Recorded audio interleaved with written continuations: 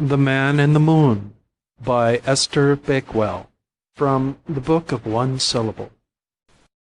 Once on a time there was a man who had his home in the moon. He was a queer man, with a large round face that was kept so clear and bright that it shone, and on a clear night could be seen far, far off on the earth. This man in the moon did like to look on the earth, and though it was so far off, he oft thought he should like to come and live here. The earth to him did look so large and bright that he thought it must be a fine world to live in, where he could have more room to walk up and down and not be kept in so small a place as the moon. It made him sad when he could not look on this world, but for 3 weeks in each month he was made to turn his face, or to shade it from the world, so that he could not catch a straight view of it at those times. And then he could not be seen by those men and boys on the earth to whom he was so great a friend. His large round face was so bright that they, too, did not like him to leave them, but they knew he would come back in less than a month.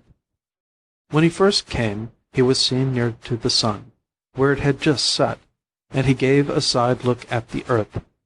The next night he would be more from the sun, and swell out his face a bit. It would then look like a hoop that had been cut in two. His face would grow more fat each night, till one eye could be seen, then two, and then his whole round face. Now this man would fret, and try to get on to the earth. Day by day, hour by hour, he would try, and try, and try to come more near. He did not move quite fast, and thought he got some miles on his way, but for all that he was still as far off.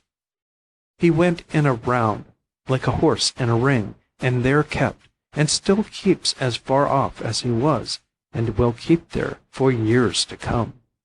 Now you could tell him that it is far from wise for a man with a fat round face like his to grieve and want to come to a world that he does not know to be a more nice place than the one he lives in.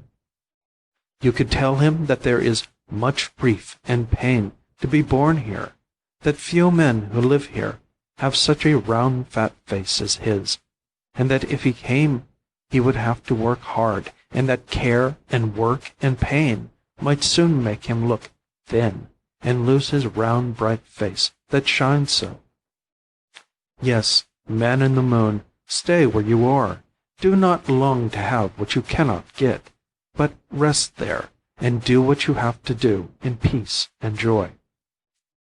Be sure, Man in the Moon, you will find peace and joy if you do all the good you can in that world of yours, and that if you pine and grieve to come here, you will do no good at all, and make your life sad. Boys and girls should do the same.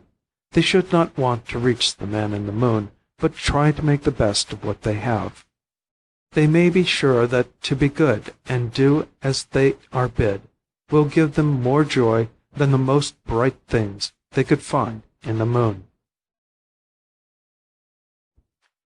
End of The Man in the Moon by Esther Bakewell.